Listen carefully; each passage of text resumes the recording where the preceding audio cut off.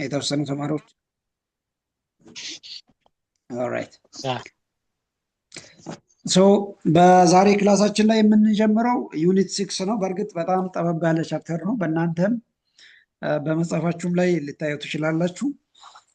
ዩኒት 6 ሂውማን ናቹራል ኢንቫይሮንመንት ኢንተራክሽንስ ኢን ኢትዮጵያ የሚለውን ፓርት ነው ለማየት የምንሞክረው።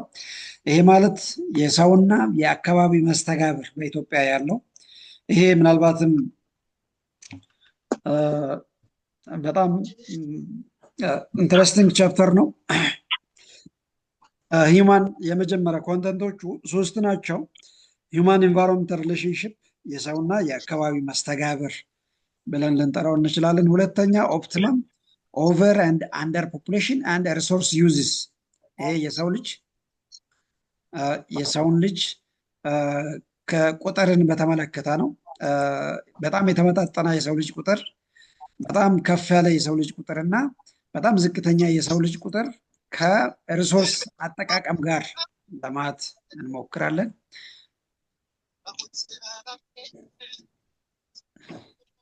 ኦኬ ሀብታሙ ድምፅህን ያ ሶ እነዚህን ሶስቱንም ቻፕተር ነው ሌሰኖችን ነው የምናየው። ኦፕቲመም ኦቨር ኤንድ አንደር ፖፑሌሽን ኤንድ ሪሶርስ ዩዝስ ይሄ ኦፕቲመም የምንለው በጣም የተመጣጠነ የህዝብ ቁጥር እንደማለት ነው። ኦቨር የምለው ኦቨር ፖፑሌሽን ወይንም በጣም የበዛ የሰው ልጅ ቁጥር፣ በሶስተኛ ደረጃ ላይ አንደር ወይንም በጣም ያነሰ የሰው ልጅ ቁጥር እና የተፈጥሮ ሀብት አጠቃቀም ለማለት እንሞክራለን። በሶስተኛ ደረጃ ላይ ኢምፓክት ኦፍ ራፒድ ፖፑሌሽን ግሮዝ የምለው በጣም ከፍተኛ የህዝብ እድገት ምን አይነት ችግር ሊያስከትል እንደሚችል ለመዳሰስ እንሞክራለን። እዚህ ጋር እንደምታዩት ሂውማን ኢንቫይሮንመንት ሪሌሽንሽፕ ነው የመጀመሪያ። እንደምታውቀው ኢንቫይሮንመንት ሪፈርስ ቱ ዘ ፊዚካል ሰራውንዲንግስ ኤንድ ዘ ካራክተሪስቲክስ ኦፍ ዘ ፕሌስ ኢን ዊች ዊ ሊቭ። ይሄ ማለት ኢንቫይሮንመንት በዋናነት አይ ቲንክ ባለፈውም ዲፋይን ለማድረግ ሞክረናል። ኢንቫይሮንመንት የምንለው ኢንቫይሮንመንት ኢን ኤሰንስ ኢንቫይሮንመንት ብለን የምንጠራው it refers to the physical surroundings and the characteristics of the place in which we live። ይሄ እኛ የምንኖርበት አካባቢና በዙሪያ ላይ ያሉ ነገሮች በአጠቃላይ ኢንቫይሮንመንት ተብሎ ሊጠራ ይችላል። So it also refers to the wide natural world of the land, sea and atmosphere። በጣም ሰፋ ስናደርገው ደግሞ ዋይደር ናቹራል ወርልድ በጣም ሰፊ የዓለማችን ክፍል መሬት፣ የተለያዩ አይነት የውሃ አካላት እና አቶሞስፈር ይሄ በዋናነት ኢንቫይሮንመንት ተብሎ ሊጠራ ይችላል። So human have been interacting with their environment since people first walked on the earth። እንደምታውቀው የሰው ልጅ ለመጀመሪያ ጊዜ መሬት ላይ መኖር ከጀመረ ጊዜ ጀምሮ ከአካባቢ ጋራ የተለያዩ አይነት መስተጋብሮችን ማድረግ ጀምሮ ነበር። ራይት ልክ የሰው ልጅ ለመጀመሪያ ጊዜ መሬት ላይ መራመድ ከጀመረ በኋላ መኖር ከጀመረ በኋላ የተለያዩ አይነት መስተጋብሮችን ከአካባቢ ጋራ ማድረግ ጀምሮ ነበር። ምናልባት በጣም ከትንሹ ስንጀምር ልክ የሰው ልጅ መሬት ላይ መኖር ሲጀምር መተንፈስ ጀምሮ ነበረ። እንደምታውቀው ከምንተነፍሳቸው በጣም ወሳኝ ከሚባሉ ነገሮች አንደኛው ኦክሲጅን ነው። ኦክሲጅን ብለን የምንጠራው ኦቱ፣ ይሄ በኬሚስትሪ ኦቱ ብለን የምንጠራው ማለት ነው። ኦክሲጅንን እኛ የምናገኘው በዋናነት ከአካባቢያችን ነው፣ ከእጽዋት ነው የምናገኘው። ስለዚህ ይሄ አንዱ መስተጋብር ነው። የሰው ልጅ ከአካባቢ ጋራ ከሚያደርጋቸው መስተጋብሮች አንደኛው። ፎር ኤግዛምፕል አይ ቲንክ ድምፅ ይሰማል ማን ጋር እንደሆነ።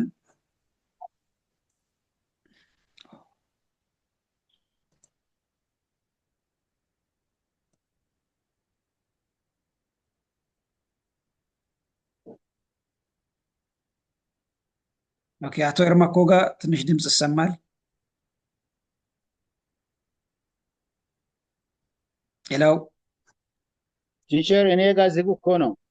ኦኬ ኦኬ ኦኬ ሶ ኦኬ የሰው ልጅ ለመጀመሪያ ጊዜ መሬት ላይ መኖር መሬት ላይ መንቀሳቀስ ከጀመረ ጊዜ አንስቶ ከአካባቢ ጋር የተለያዩ አይነት መስተጋብሮችን ማድረግ ጀምሮ ነበር።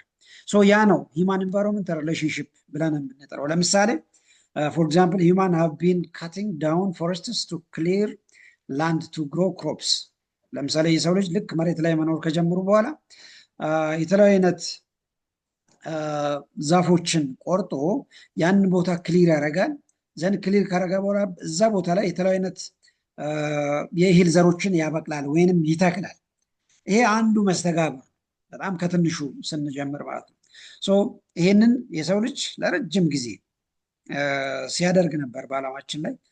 and conversely the environment affects us in many different ways as well. For example, the way we change our clothes in response to cold or hot weather. ምናልባት እኛ ልክ ከኢንቫይሮንመንት ጋር እንደምናደርገው አይነት ሪሌሽንሽፕ ኢንቫይሮንመንቱም እኛም ላይ ከፍተኛውን ተጽዕኖ ያደርጋል። ለምሳሌ በጣም ከፍተኛውን ሙቀት ሲኖር እኛ ለምሳሌ ልብስ ማውለቅ ሊሆን ይችላል፣ ሻወር መውሰድ ሊሆን ይችላል፣ ወይንም ቀዝቀዝ ያሉ ቦታዎች ላይ መቀመጥ ሊሆን ይችላል። ይሄ አንዱ ከኢንቫይሮንመንት ጋር የምናደርጋቸው ማስተጋብሮች ናቸው ማለት ነው። ሌላኛው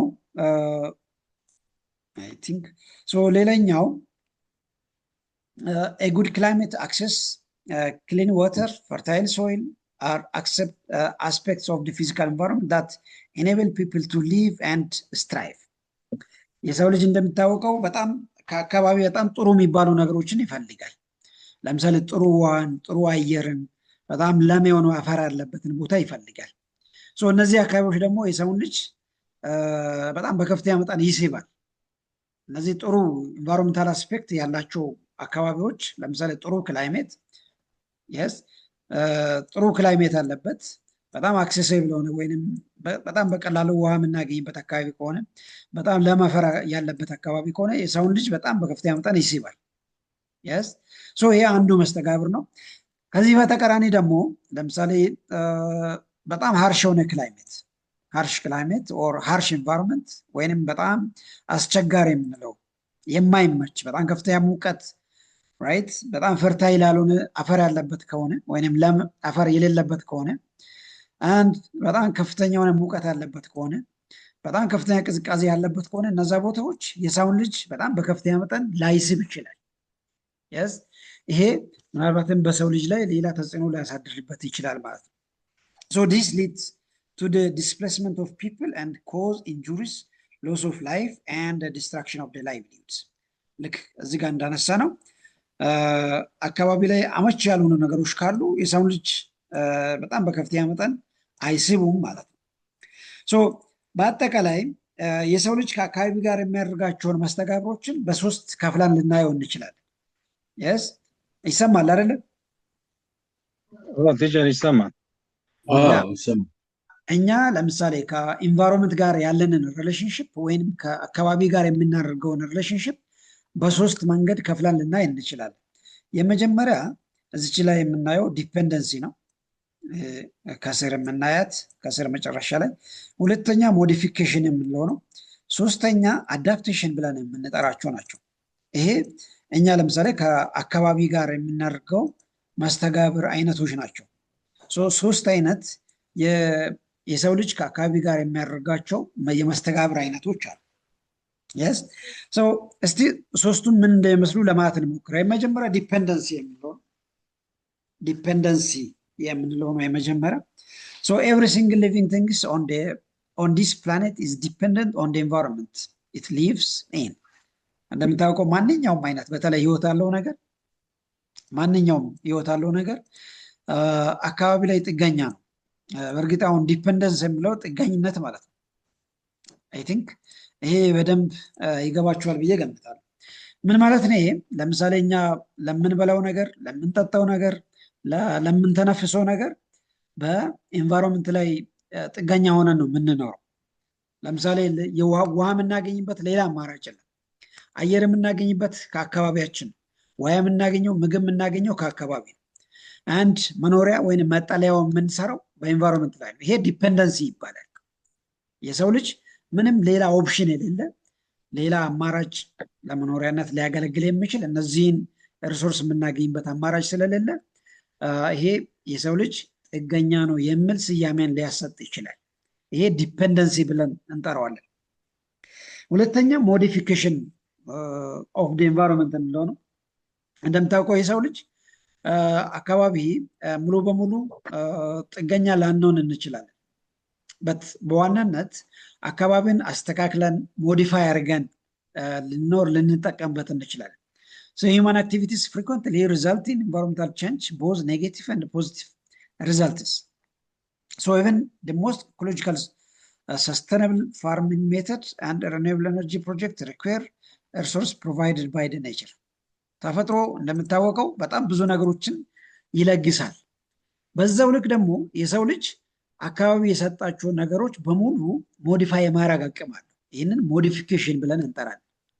ለምሳሌ የማይመች መሬት ካለ፣ ማይመች አፈር ካለ፣ ማይመች ውሃ ካለ፣ ማይመች የመሬት ክፍል ካለ እነዚህን ማስተካከል እንችላለን። ለሰው ልጅ እንዲመች አድርገን ማስተካከል እንደማለት ነው። ይሄ ቤዚካሊ ሞዲፊኬሽን ተብሎ ይጠራል ማለት ነው። ሞዲፊኬሽን ተብሎ ይጠራል።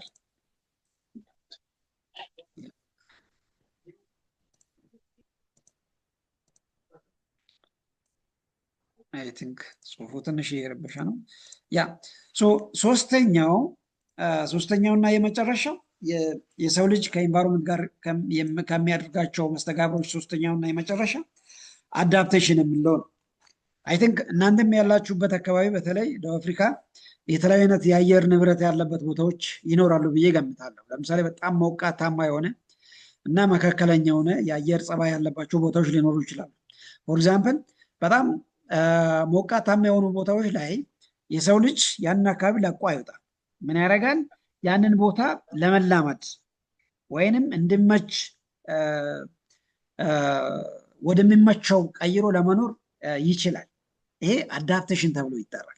ለምሳሌ በጣም ከፍተኛ የሆነ ቅዝቃዜ ያለበት ከሆነ ያንን ቅዝቃዜ ራይት ለመኖሪያነት እንዲመች አድርገን መጠቀም ማለት ነው። ለምሳሌ አዳፕቴሽን ብለን የምንጠራው። So people seems to live in strangest place on this planet. እንደምታውቀው ምድራችን ሁሉም ቦታ በጣም በተፈለገ በጣም ስሙዝ ሆኖ አያገለግለንም ለሰው ልጅ። በጣም ስትሬንጅ የሆኑ ቦታዎችን ልናገኝ እንችላለን። ይሄ ማለት በጣም አስፈሪ የሆኑ ቦታዎች የማይመች እንደማለት ነው። So which is partly due to the increased knowledge of the environment. Right? ለሰው ልጅ በጣም አመቺ የማይሆን በጣም አስፈሪ የማይመቹ ቦታዎች ሊኖሩ ይችላል። ነገር ግን ሂውማን ስፒሺስ ወይንም ሂውማን ቢንግስ እነዛን የማይመቹ ቦታዎችን ለሰው ልጅ እንዲመች አድርጎ ወይንም በተፈለገ ልክ አዳፕት አድርጎ መኖር ይችላል። ይሄ አዳፕቴሽን ተብሎ ይጠራል ማለት ነው። ሶ በአጠቃላይ የሰው ልጅ ከኤንቫይሮንመንት ጋር የሚያደርጋቸው መስተጋብሮች በሶስት ከፍለን ልናየው እንችላለን። ዲፔንደንሲ ኦን ዘ ኤንቫይሮንመንት ጥገኝነት ማለት ነው። ሞዲፊኬሽን እያስተካከለን መኖር ማለት ነው። የማይመች ነገር ካለ ያንን እያስተካከልን መኖር። ሶስተኛው አዳፕቴሽን የምለው ልክ ከኛ አቅም በላይ የሆኑ ነገሮች ካሉ ምን እናደርጋለን? ለመላመድ ጥረት እናደርጋለን። አዳፕቴሽን መላመድ ማለት ነው። ይህ ሶስት አይነት የሂውማን ኤንቫይሮንመንት ኢንተራክሽንስ ዌዎች እንደማለት ነው።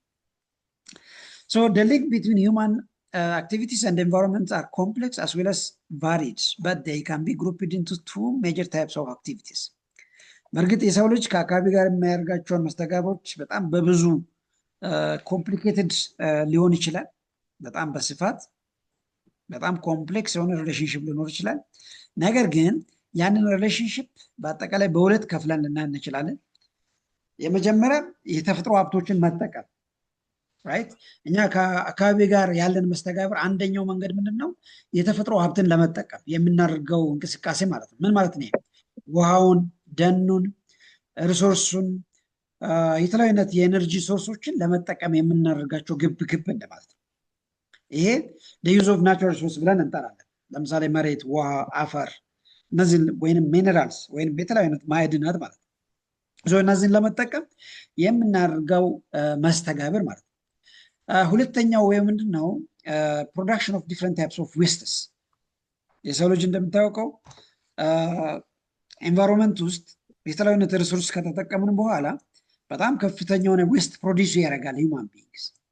አይ ቲንክ መጨረሻ አካባቢ ደግመንም እናነሳለን። ዌስት ፕሮዳክሽን ለምሳሌ ፋብሪካ አካባቢ ላይ የሰው ልጅ ለመጠቀም ምርት ሲያመርት በፋብሪካ ወይንም በየአካባቢው የተለያዩ አይነት ምርት ስናመርት ተረፈ ምርቱን ወደ ኤንቫይሮንመንት ነው መልሰን ለምንለቀው። ይሄ ፕሮዳክሽን ኦፍ ዌስትስ ይባላል። ለምሳሌ ፕላስቲክ የውሃን ፋብሪካ መውሰድ እንችላለን። ውሃ ለምሳሌ ካፌዎቻችን፣ ምግብ ቤቶች ላይ ወይንም ቤቶቻችንም ላይ ውሃውን ከጠጣን በኋላ ሃይላንድ እዛ ነው አይደለ መልሰን የምንጠለው። ይሄ ዌስት ፕሮዳክሽን ይባላል። ቤዚካሊ የተለያዩ አይነት ምናልባት ሃይላንድ እንደ ምሳሌ ያነሳው እንጂ ዌስት ፕሮዳክሽን ይባላል። ይሄ አንደኛው የሰው ልጅ ከአካባቢ ጋር የሚያደርገው አክቲቪቲ አንደኛው ዌይ ነው። የመጀመሪያው እዚህ ጋር ያነሳው ነው ሪሶርሱን ለመጠቀም የምናደርገው አክቲቪቲ ነው። ሁለተኛው ዌስት ፕሮዳክሽን ብለን እንጠራለን ማለት ነው። ይሄ ሂውማን ኤንቫይሮንመንት ኢንተራክሽንስ የሚያሳይ ቀለል ያለ ስኬች ማፕ ነው። እዚህ ጋር አይ ቲንክ ይታያችኋል ብዬ ገምታለሁ። ለምሳሌ እዚች ጋር ኤንቫይሮንመንት አለ። ኤንቫይሮንመንት ውስጥ ምን አለ? ውሃው አለ፣ ወተር፣ ኤር፣ ሶላር እንደ ሚነራልስ፣ ሶይል እንደ ሚነራልስ፣ ፕላንትስ እንደ አኒማልስ። አካባቢያችን በጣም ብዙ ሀብቶችን ይሰጣል። እነዚህን ሀብቶች የሰው ልጅ ይጠቀማል። ለምሳሌ ችኛዋን ቀስት ከስር ያለችዋን ማየት ትችላላችሁ። የሰው ልጅ ከአካባቢ እነዚህን ሀብቶች ይጠቀማል። ውሃውን፣ አየሩን፣ አፈሩን፣ የተለያዩ አይነት ማዕድናትን፣ እጽዋቶችን፣ የተለያዩ አይነት አኒማል ስፒሽስ ይጠቀማል የሰው ልጅ። አደሰም ታይም እነዚህን የምንጠቀመው ምናልባት ሮ ማቴሪያልስ አሲቲዝ ለመጠቀም ሊሆን ይችላል፣ ወይንም በፋብሪካ ፕሮዲስ ለማድረግ ሊሆን ይችላል። ለምሳሌ በኢንዱስትሪዎች ኤነርጂ ፕሮዳክሽን ላይ፣ ለትራንስፖርት፣ ለአግሪካልቸር፣ ለሬክሬሽን ለመዝናኛነት ማለት ነው። ዶሜስቲክ እንደ ፐርሰናል አክቲቪቲስ እነዚህን ልንጠቀም እንችላለን። ሪቨርስሊ እነዚህን ስንጠቀም ደግሞ አይ ቲንክ እዚች ቀስቱ ይታያችኋል አይደለም? ይታያል ቲቸር። አዎ ይታያል። ልክ ከዚህ ኢንቫይሮንመንት እኛ እነዚህን ሪሶርስ ወስደን ተጠቅመን እንደገና ወደዚህ የምንለቃቸውም ሊኖሩ ይችላሉ። በት በሌላ መንገድ ልክ እነዚህን ስንጠቀም ዌስት ፕሮዲስ ልናደርግ እንችላለን። ለምሳሌ ከዚህ ውሃውን ወስደን ከተጠቀምን ካመረተን በኋላ ከውሃ ጋር ተያያዥነት ያላቸው የተለያዩ አይነት ዌስት ፕሮዲስ ልናደርግ እንችላለን። ያ ፕሮዲስ የምናደርጋቸው አየሩን፣ ውሃውን፣ አፈሩን ራይት ሌሎች ነገሮችንም ሊበክል ይችላል ማለት ነው። ሌሎች ነገሮችንም ሊበክል ይችላል። ቅድም እዚች ጋር ያየነው ያንን ሀሳብ ራይት እዚህ ጋር የሚያሳየው ሂውማን ቢንግስ ወይንም የሰው ልጅ ከኤንቫይሮንመንት ጋር ያለውን አክቲቪቲ በእነዚህ በሁለት መንገድ እንገልጻለን ያልኩት እሱን ነው። ሁለት መንገድ እንገልጻለን ያልኩት አንደኛው መንገድ ከዚህ ሪሶርስ ወስደን ልንጠቀም እንችላለን። በሌላ መልኩ ደግሞ እነዚህን ሪሶርሶችን ከተጠቀመን በኋላ ሌሎች ተረፈ ምርት ወይንም ቆሻሻ ልናመርት እንችላለን፣ ወይንም ፖሉታንትስ ወይንም ዌስት ብለንም ልንጠራው እንችላለን። እነዚህን ፕሮዲስ ልናደርግ እንችላለን። ያ ፕሮዲስ ያደረግነው እዚህ ጋር የምንጠቀመውን አፈሩን፣ ውሃውን፣ የተለያዩ ማዕድናትን ራሱ መልሶ ሊበክል ይችላል ማለት ነው። ስለዚህ የሰው ልጅ ሁለት አይነት መንገድ አለው። ሪሶርሱንም እንጠቀማል፣ ሪሶርሱንም መልሶ የመበከል እንቅስቃሴ ያለው ማለት ነው። የዚህ ስኬች ማፑ ዋና ትርጉም እዛ ጋር እናያለን ማለት ነው። ሂውማን ኢንቫይሮንመንት ኢንተራክሽንስ ይህንን ይመስላል። ሁለተኛ ሴክሽን ላይ የምናገኘው ኦፕቲመም ኦቨር ኤንድ አንደር ፖፑሌሽን ኤንድ ሪሶርስ ዩዝ ላይ እዚህ ጋር አይ ቲንክ ኦፕቲመም የምለው ኦፕቲመም ፖፑሌሽን፣ ይሄ ማለት በጣም የተመጣጠነ የህዝብ ቁጥር ማለት ነው። ኦፕቲመም ፖፑሌሽን እንላለን። ይሄ በጣም የተመጣጠነ የህዝብ ቁጥር ማለት ነው። ቤስት ኤንድ ሞስት ዲዘረብል ሳይዝ ኦፍ ካንትሪስ ፖፑሌሽን። ያ ብዙ ጊዜ በዓለም ላይ ይሄ የህዝብ ቁጥር ይፈለጋል፣ ሬኮመንድ ይደረጋል በብዙ ዓለማት ላይ በብዙ ምክንያት። አይ ቲንክ ምክንያቶችን አሁን ቀጣይ ላይ ሊስት ለማድረግ ሞክራለሁ። ለምንድን ነው ይሄ ብዙ ጊዜ ሬኮመንድ የሚደረገው ወይም የሚፈለገው? ለምንድን ነው? ቢካውዝ እንደምታውቀው ሪሶርስ ሊሚትድ ነው። አይ ቲንክ ሀብቶቻችን ወይም ናቹራል ሪሶርስ ብለን የምንጠራው በጣም ሊሚትድ ነው። ህዝብ ለምሳሌ ኦቨር ፖፑሌሽን ላይ ስንደርስ አሳያችኋለሁ። የህዝብ ቁጥር ከተፈጥሮ ሀብት በጣም ከበዛ የተፈጥሮ ሀብትን መሻማት ወይንም በጣም በከፍተኛ መጠን ፖሉት የማድረግ አቅም አለው። ሶ እነዛን ለመከላከል ምን ያስፈልጋል? ኦፕቲማም ፖፑሌሽን ግሮዝ ያስፈልጋል። ራይት ሶ ይሄ ኦፕቲማም ፖፑሌሽን የምለው ልክ የተመጣጠነ የህዝብ ቁጥር እንደማለት ነው። አይ ቲንክ እዚህ ጋር እንደምትመለከቱት this optimum population is where the amount of resource available in the country is equal to the country's population። ይሄ ማለት በአንድ ሀገር ውስጥ ያለ it is the amount of resource available በአንድ ሀገር ውስጥ ያለ ሪሶርስ ወይንም ሀብት ራይት ከህዝብ ቁጥር ጋራ የተመጣጠነ ወይንም በጣም ተቀራራቢ የሆነ ወይንም እኩል የሆነ እንደማለት ነው። ይሄ ኦፕቲማም ፖፑሌሽን እንላለን። this is said to be the optimum population። so ይሄ ለምንድን ነው የሚፈለገው? because የህዝብ ቁጥር ካለው አገር ውስጥ ካለው ሪሶርስ በጣም የበዛ አይደለም። ምንድነው? በጣም የተቀራረበ በጣም እኩል የሆነ እንደማለት ነው። so therefore there are enough resources to maintain its population። ስለዚህ የህዝብ ቁጥር ካለው ከሀብቱ በጣም የበለጠ ስላልሆነ ህዝቡ እንደፈለገ ሪሶርስን መጠቀም ይችላል ያለምንም ቅድመ ሁኔታ ያለምንም ገደብ ያንን በአንድ ሀገር ውስጥ ያለውን ሪሶርስ በጣም በቀላሉ መጠቀም ይችላል ማለት ነው። so the optimum population is the best and the most desirable size of the country's population። ይሄ ኦፕቲማም ፖፑሌሽን ወይንም የተመጣጠነ የህዝብ ቁጥር ለአንድ ሀገር በጣም አስፈላጊ ነው ማለት ነው which is very much desirable። so thus an optimum population yield the highest quality of life። ያ ለምንድን ነው የሚያስፈልገው? ያ የተመጣጠነ ህዝብ ያንን ሪሶርስ በመጠቀም በጣም ኳሊቲ የሆነ ላይፍ መኖር ይችላል። ራይት የተለያዩ ሪሶርሶችን በጣም በቀላሉ ማግኘት ይችላል። አዱኬት ፉድ በጣም የተመጣጠነ ምግብ ሊያገኝ ይችላል።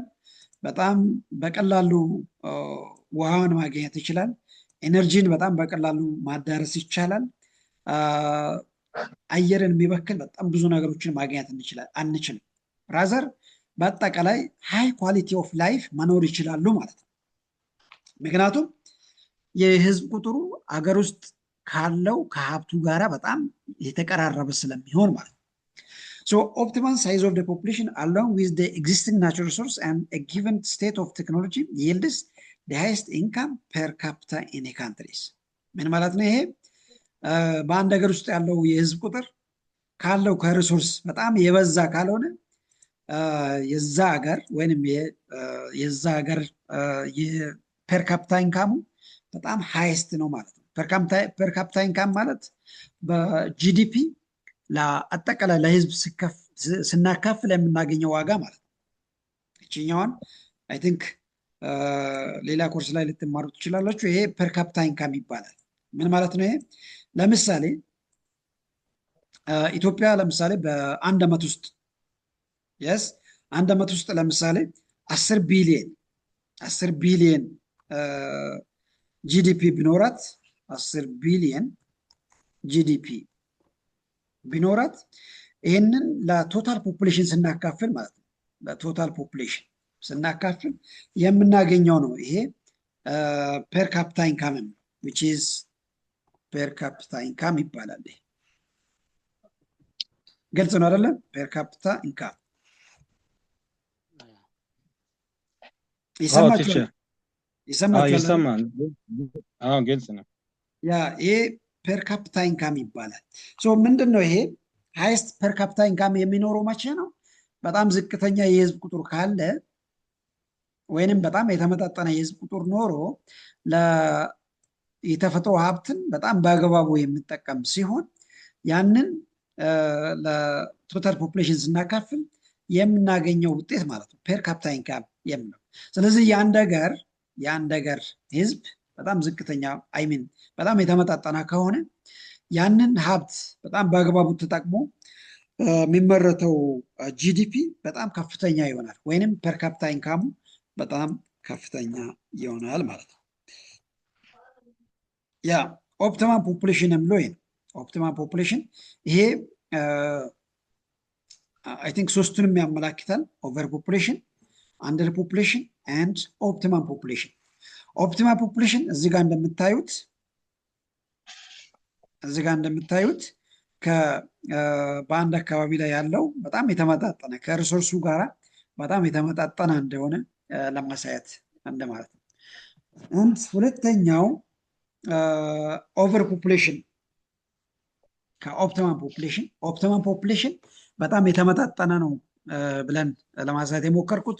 ሁለተኛው ኦቨር ፖፑሌሽን ነው፣ የአንድ ሀገር ህዝብ በጣም ሲበዛ ማለት ነው። በአንድ ሀገር ውስጥ ያለው ህዝብ ከሀገሪቷ ቆዳ ስፋት አንጻር ወይንም ከሀገሪቷ ኢኮኖሚ አንጻር በጣም የበዛ የህዝብ ቁጥር ሲኖር ማለት ነው።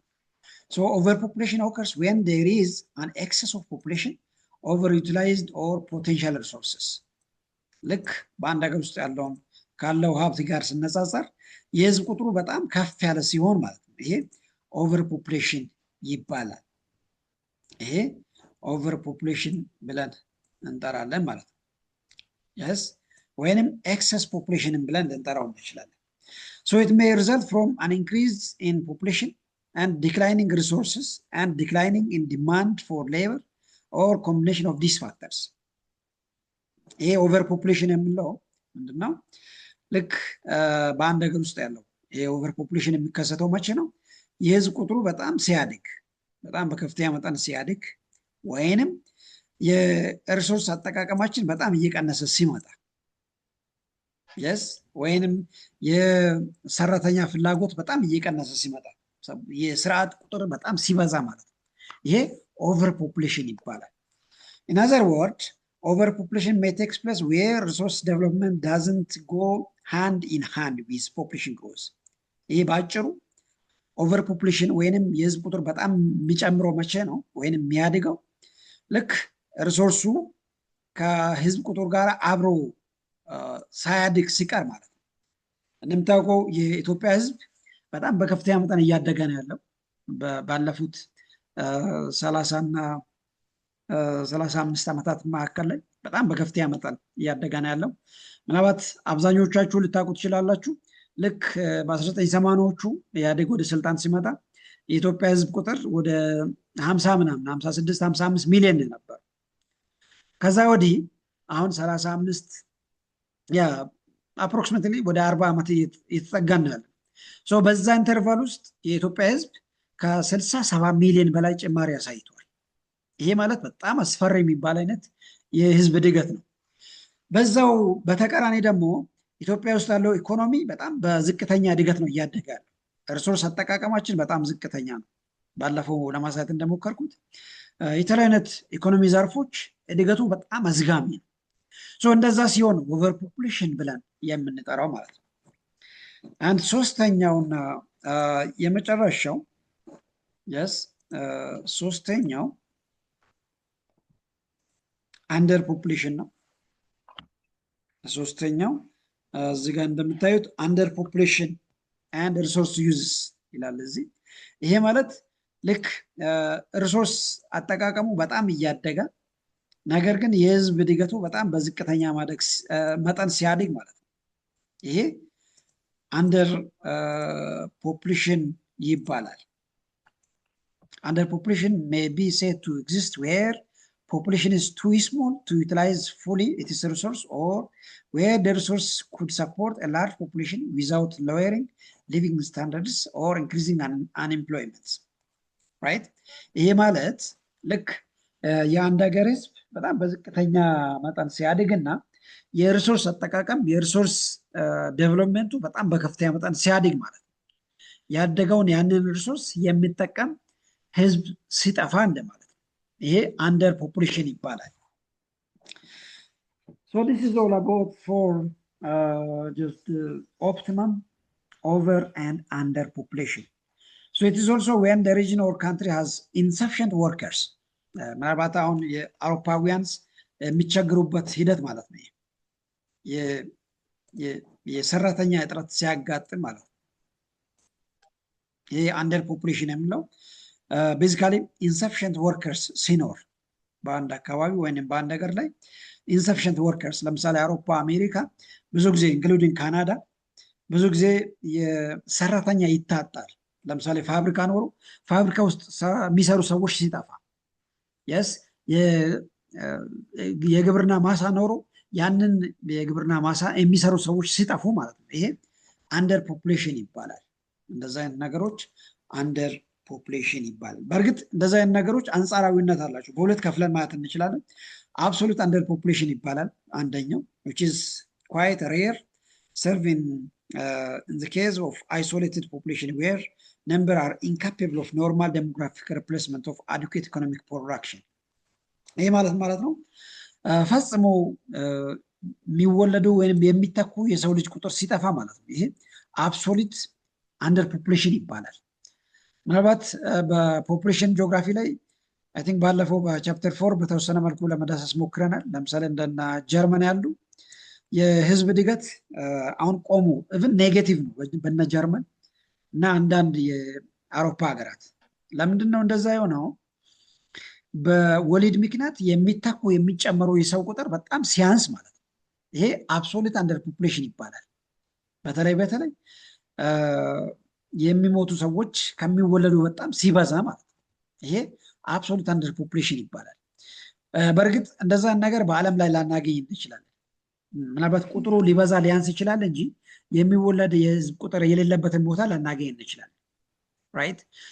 ምናልባት እንደ ጂኦግራፊ ኮንቴክስት አብሶሉት አንደር ፖፑሌሽን ሊኖር ይችላል አንዳንድ ጊዜ። ያም ማለት የሚሰሩ ሰዎች ሊታጡ ሊጠፉ ይችላል። በት ኮምፕሊትሊ ግን አብሶሉት አንደር ፖፑሌሽን ዓለም ላይ ላናገኝ እንችላለን። ሁለተኛው ሪሌቲቭ አንደር ፖፑሌሽን። ይሄ ምናልባት በሁሉም ዓለም ላይ ይኖራል። ለምሳሌ አውሮፓውያንስ፣ ካናዳ፣ አሜሪካ በፋብሪካዎች አካባቢ ላይ በአንጻራዊነት ስራ ሲጠፋ ማለት ነው። ያን እነሱ የተለያዩ አይነት አማራጭ በመጠቀም የሰውን ጉልበት ሊያሟሉ ይችላል። በት በአንጻራዊነት ለተወሰነ ጊዜ የሰው ልጅ ጉልበት ሊጠፋ ይችላል።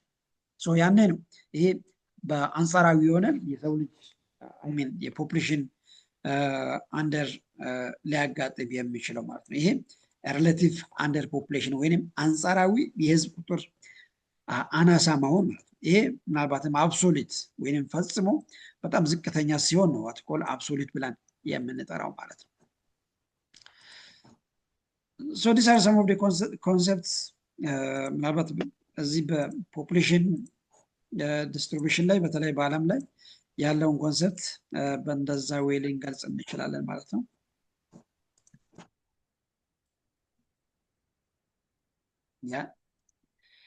and sorry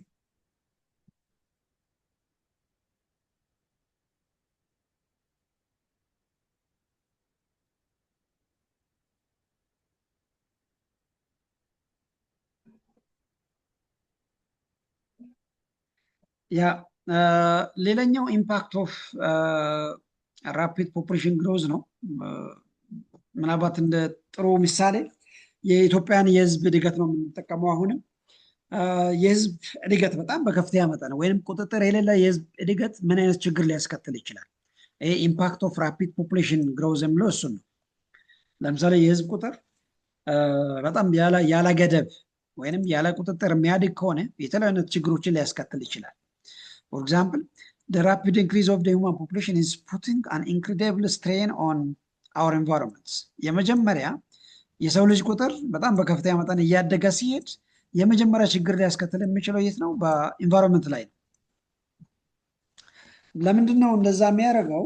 ቅድም መነሻ ላይ ለማንሳት ሞክረናል። የሰው ልጅ ከኢንቫይሮንመንት ጋር በሚያደርገው መስተጋብር ላይ ሁለት አይነት ነገር ሊያስከትል ይችላል። አንደኛው ሪሶርስን በጣም በከፍተኛ መጠን ሊጠቀም ይችላል። ሁለተኛው ሪሶርስ በጣም በከፍተኛ መጠን ሲጠቀም ከፍተኛ የሆነ ዌስት ወይም ፖሉታንትስ ወደ ኢንቫይሮንመንት ሊለቅ ይችላል።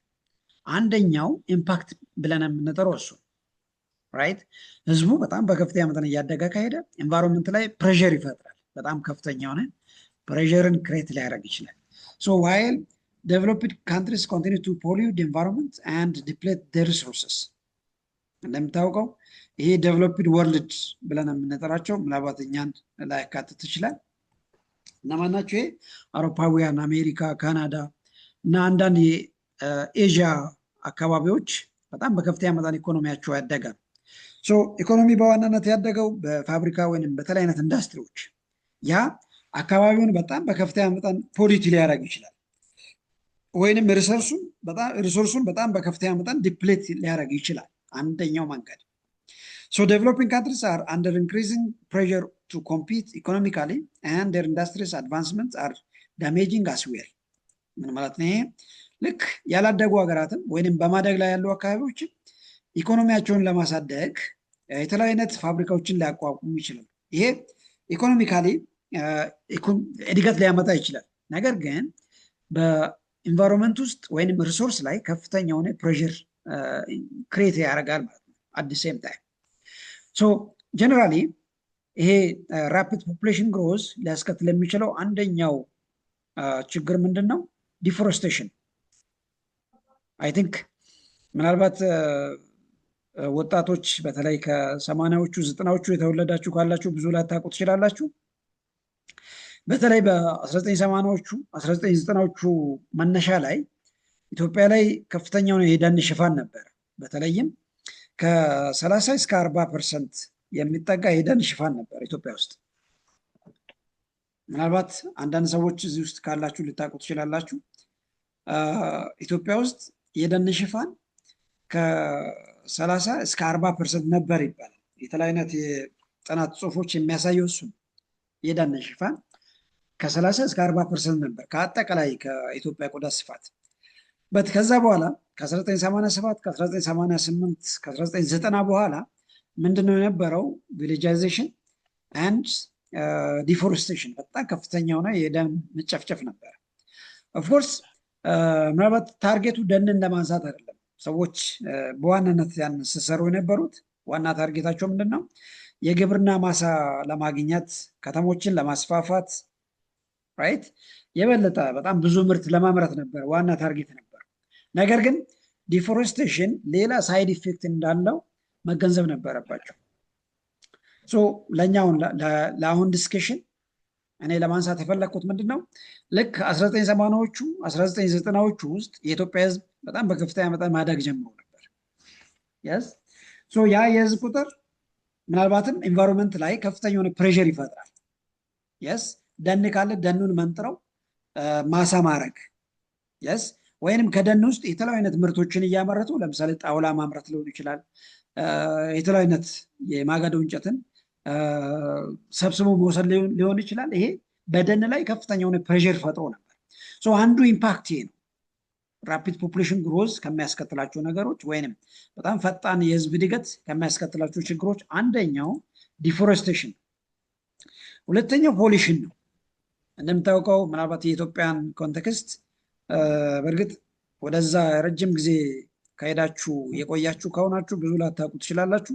ኢትዮጵያ ውስጥ ለምሳሌ በየከተማው በጣም ከፍተኛ የሆነ ቆሻሻ ይጠራቀማል በየአካባቢ። ይሄ ለምንድን ነው? ከተማ ውስጥ የሚኖሩ ሰዎች በጣም ቁጥሩ እየበዛ መጣ። ያ ህዝብ እየበዛ በመጣ ቁጥር ከፍተኛ የሆነ ፖሉሽን ይፈጥራል። ምን ማለት ነው? ከፍተኛ የሆነ ቆሻሻ የማምረት እድል ይኖራል። ይሰማችኋል አይደለም? ይሰማል። እንደ ቤስት ኤግዛምፕል ለምሳሌ ሆሳና፣ ለምሳሌ ከ10 ዓመት ከ15 ዓመት በፊት ሆሳና ላይ ለምሳሌ የቆሻሻ መጣያ ቦታ ተብሎ በፍጹም አይታወቅም።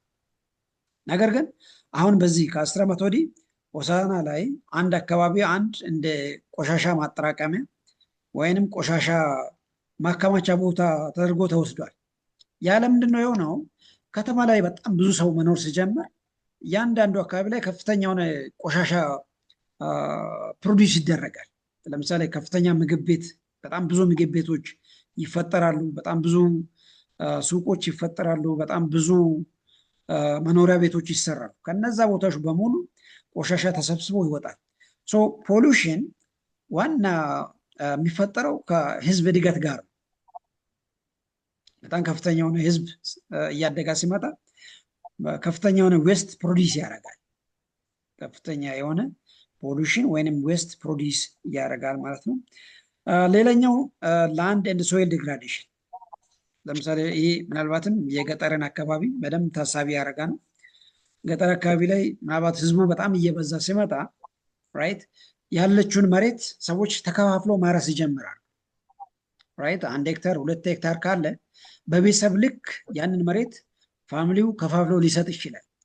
ዘንድ ያ መሬት ደግሞ በተደጋጋሚ እየታረሰ ሲመጣ ለምነቱን እያጣ ምርታማነቱን እያጣ ሊመጣ ይችላል። አፈር ምናልባትም ለምነትን ሉዝ ሊያደርግ ይችላል ማለት ነው። ይሄ ሶይል እንደ ላንድ ዲግራዴሽን ብለን የምንጠራው እሱ ነው። በአጠቃላይ በጣም ከፍተኛ የሆነ የህዝብ እድገት ወይም ፈጣን የሆነ የህዝብ እድገት በጣም ብዙ አይነት ችግሮችን ሊያስከትል ይችላል። ምናልባት ዋናዎቹ እዚህ ጋር ሊስት ያደረግናቸው ለምሳሌ ዲፎረስቴሽን ሊያመጣ ይችላል፣ ፖሊሽን ኦር ዌስት ፕሮዳክሽን፣ ላንድ ኤንድ ሶይል ዲግራዴሽን ሊያስከትል ይችላል ማለት ነው። ይህንን ይመስላል እንግዲህ። በቀጣይ ቻፕተር 3 እናያለን፣ ወይንም የሁለቱም ሞጁል 7ኛ ቻፕተር ማለት ነው። ከሁለቱም ሞጁል ኮንቴምፖራሪ ጂኦግራፊክ ኢሹስ ኤንድ ፐብሊክ ኮንሰርን ኢን ኢትዮጵያ የሚለውን ለማንሳት እንሞክራለን። If you have any questions, now it is the time for you. ጥያቄ አለኝ ቲቸር። All right.